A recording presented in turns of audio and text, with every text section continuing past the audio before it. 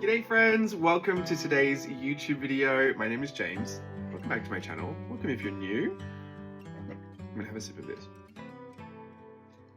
This is iced pumpkin spice cold brew in this mug for some reason.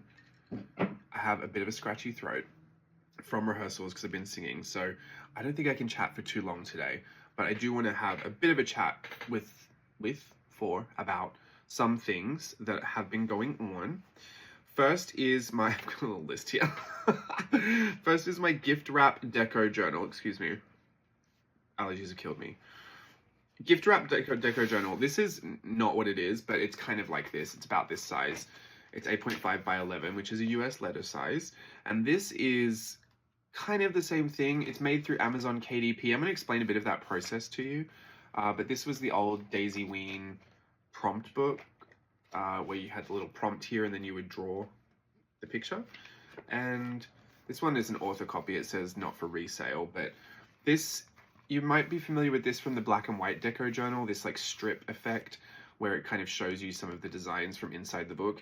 A deco journal is my pre-decorated journal, which is a great little item I've discovered for seasonal or like very busy periods or like travel, where you don't anticipate doing a lot of creative play to kind of set up the pages, where you might just be putting in some ephemera, some ticket stubs, a few photos, a little bit of journaling somewhere, some post-its, like just, you're kind of collecting a bunch of stuff, but you're just pasting it in.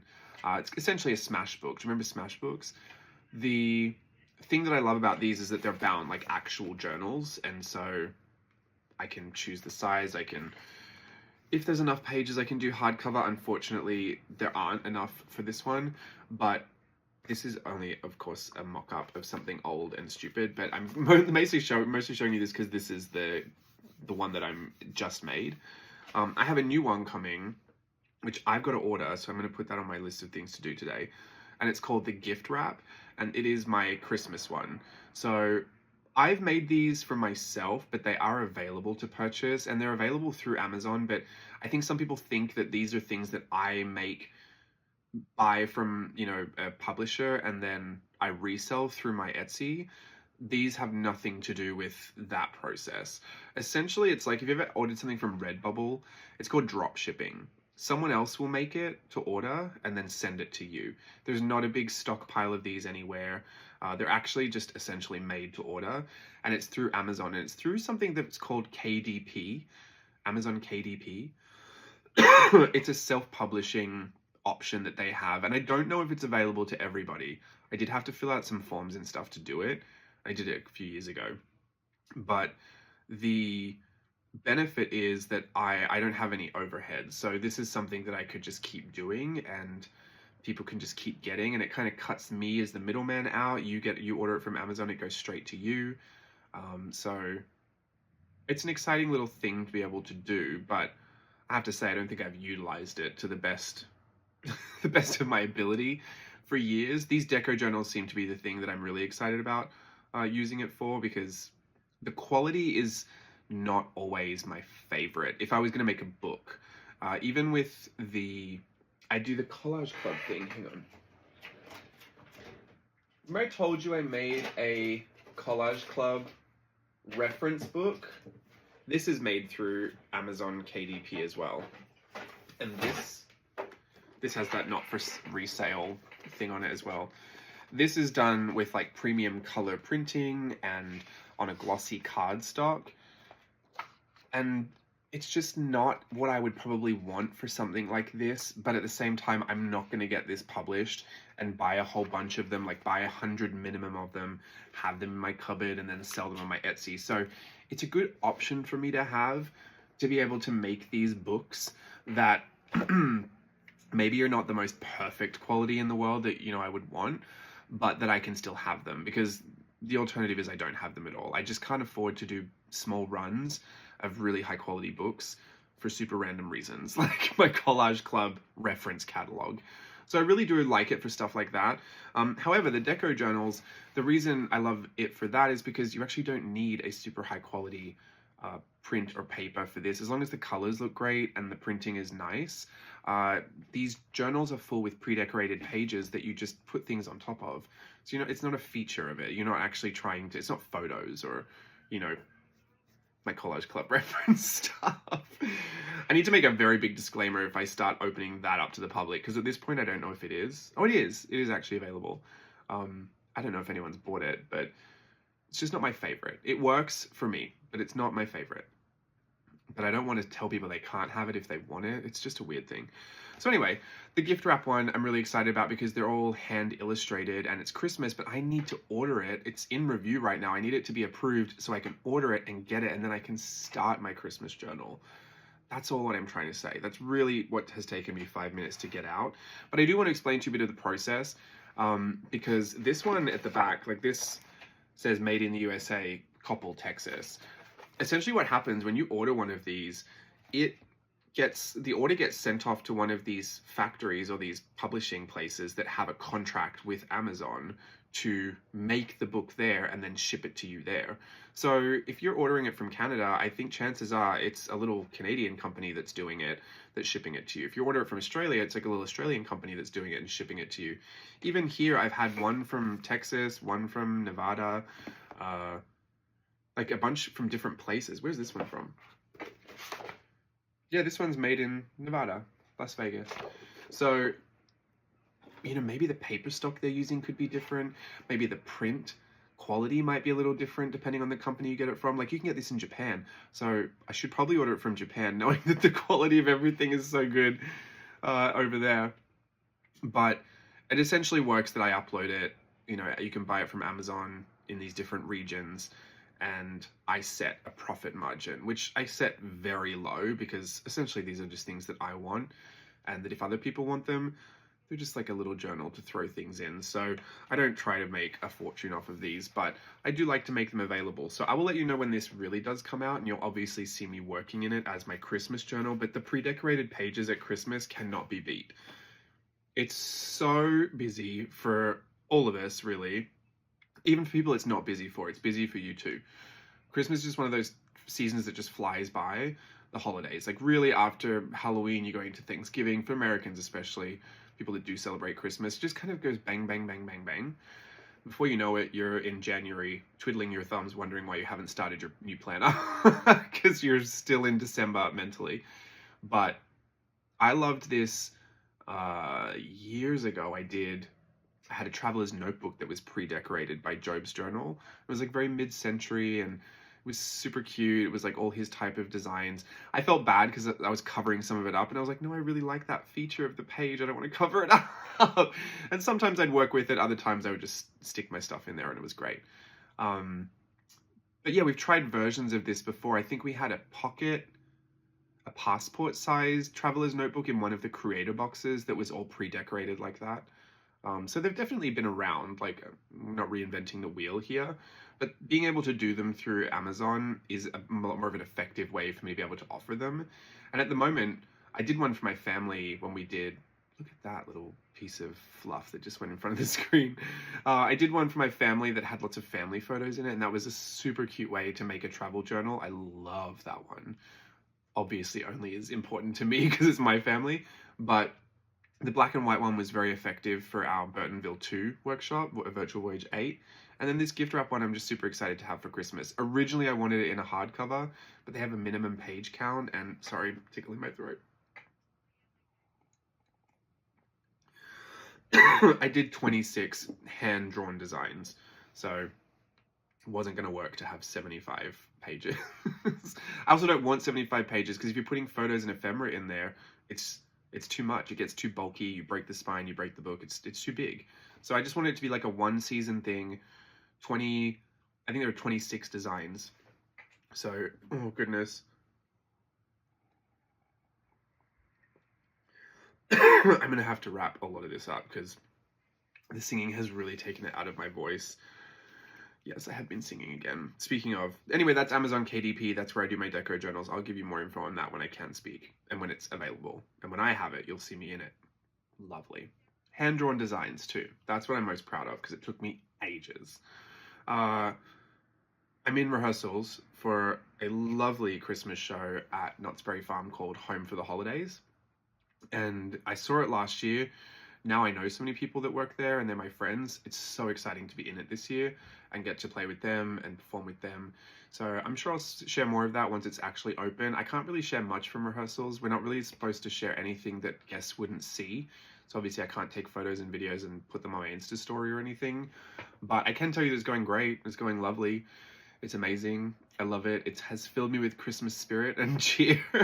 I'm a little exhausted. My brain is a little fried, and obviously my throat is giving out. Just the singing, I have to build that muscle up, I guess. I don't think I'll be on a microphone this time, which is a bit of a relief, but I have been enjoying learning that new skill. I know earlier this year I was not so excited to learn it, or maybe publicly I pretended I was, but I was very nervous. It's not something at 33, 34 I thought I'd be trying to learn. I gave that up when my voice broke, but it has been exciting to give myself that challenge, not so much to be a good singer. I don't think I'll ever be a good singer, but to be able to do it confidently and to, you know, be a part of the ensemble in a way that I just never thought I would be, and to feel like I could do a musical. And I think also just to give myself an opportunity to play out this vulnerability. If you don't know this about me, I am a menace when I'm vulnerable. I don't like to feel it. It's like one of the worst things I could feel is vulnerable. I'm not a big control freak, but I'm a super calculated risk taker. Sounds like a dating profile. We're speed dating. Here, these are the things you should know about me. I like to be confident with what I'm doing. I like to be decisive. It makes me feel good to know that I know. And with dance, I'm super confident, and I feel like I've trained my whole life for it. And so there's things I know how to fix, and I can course correct. And, you know, I'm not confused about what I'm doing there. I know all the answers, mostly. Don't ask me to talk about French ballet terms because I forget them all. But with singing, I just don't have that knowledge, and I don't have the ability to course correct, and I don't really understand what things are going wrong and how to fix them. So I'm at the mercy of other people, you know, watching me struggle or outright fail at something and then tell me what I'm doing wrong, and then even then know that like I'm struggling to fix it or I can't get it straight away.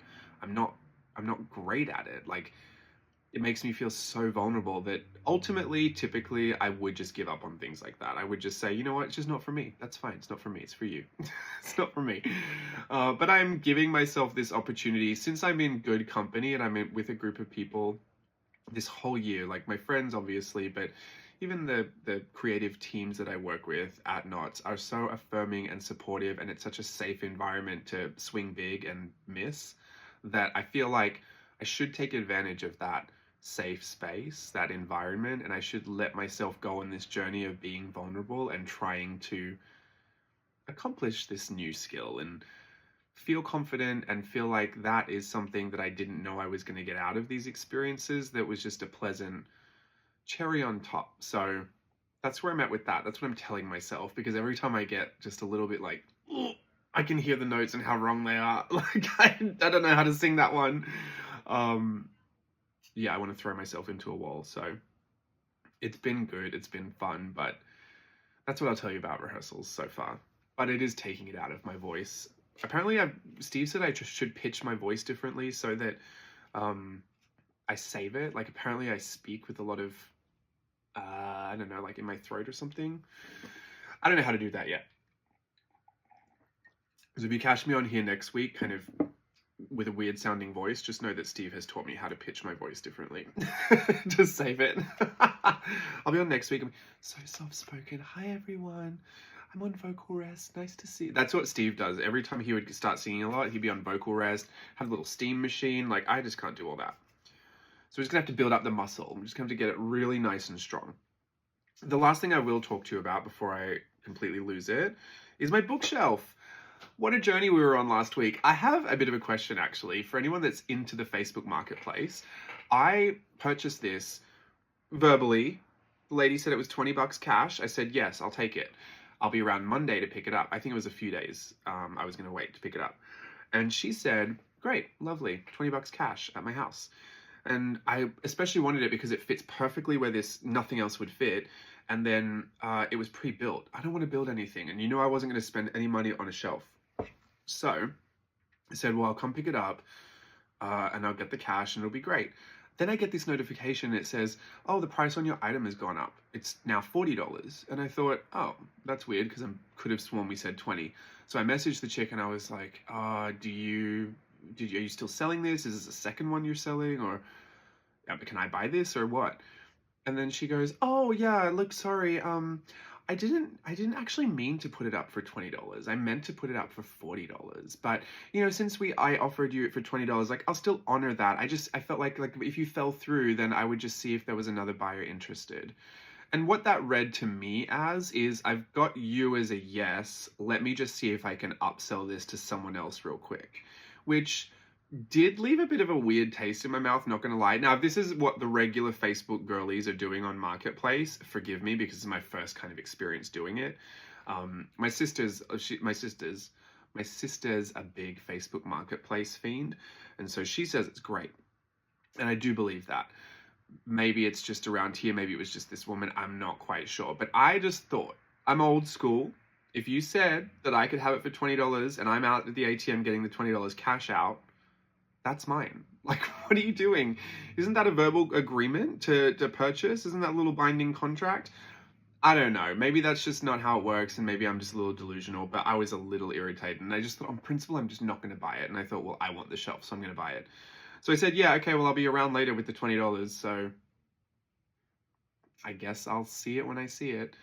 And, yeah, I'll leave it at that. But is that normal? Is that what you experience on Facebook Marketplace? And if you're someone doing that, just know there's someone like me, very confused and irritated and skeptical on the other end.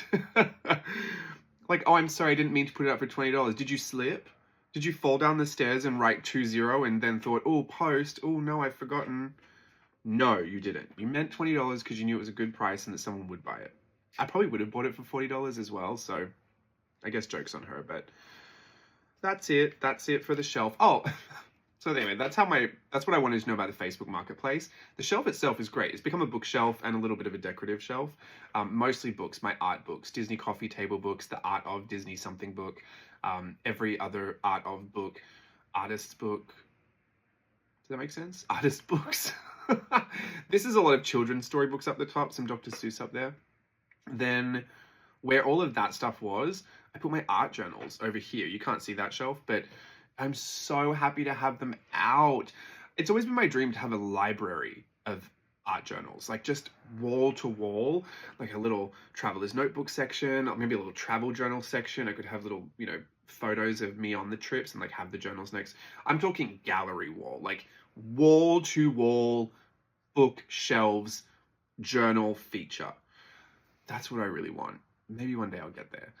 For now, I just wanted to get them out. So they are all on the shelf. They are not displayed the way I would love them to be displayed, but I'll take it. I'm always about making, the next step towards what I want. It may not be exactly what I want, but as I'm stepping towards it, it's great. And so what I do want is that big gallery wall and that big, beautiful feature of everything. What I can get right now is having them out and accessible, which is the best next step above having them all in boxes and tubs where I can't access them all the time. I just want to see them all. Now, I did put the ones that I haven't used in a tub because to me, they're not really useful since I haven't used them. I want to access everything I've put work in. I put little doodles in, even if it's just one that I've got a few little paintings in, that's up there as well. All of it's up there. And now I can go through the years and years and years of journals that I have. And it's quite a collection. There's a ton up there. I'm actually surprised I got them all up there. And I just want to be able to access them. I just want to go through them. I love to flip through old stuff and be re-inspired by things.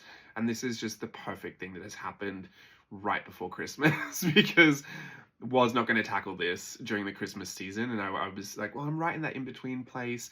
I was getting everything out for Christmas to set all that up. So I thought it's now or never. Do it all at once or you're going to not want to get it all out again and do it later. So it really did all work out. That set me into such a good mood. I can't even tell you how much it changed my optimism for how I was going to keep working throughout the season. Because it was so inspiring to look through all the old journals. I know you know what that feels like, to look through some of your older stuff and just be like, wow, I've done all this stuff. if you're new to journaling, be excited for that. That's in your future. You'll be looking back at it thinking, look at that. These are some of my first ones. What was I doing? Did I really print out quotes to paste on this page and probably spent 25 minutes printing out this little quote thinking it would change everything? Yes, you did do that. And I'd do it again. That is all I'm really going to share with you today. This has been 20 minutes. Hopefully you enjoyed watching whatever video I ended up putting underneath this. I'm assuming it's an Italy travel journal video footage of me doing something, but who knows what it's going to be. So lovely to chat to you anyway. I'm sure I'll be catching up with you with more stories soon, hopefully with a nice rested voice. And I'm not going to tell you everything that's going on, but there's some things going on. Just wish me luck with everything, because I'm nervous that I don't know, I'm just nervous. I always get nervous when so many good things are happening. You just, that slight little thought of like, ooh, something could go wrong. Do not let it go wrong, please. Everything's perfect. Thank you so much for watching. I'll see you again soon. Bye.